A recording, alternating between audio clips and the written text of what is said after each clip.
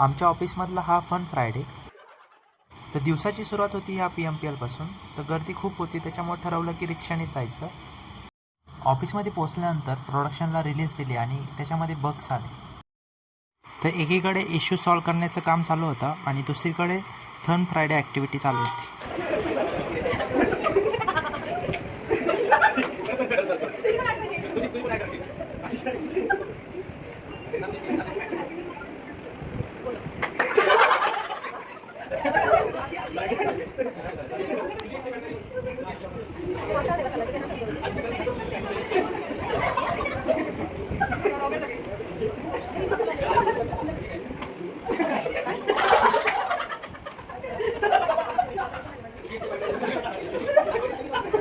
activity झाल्यानंतर team leader केटीत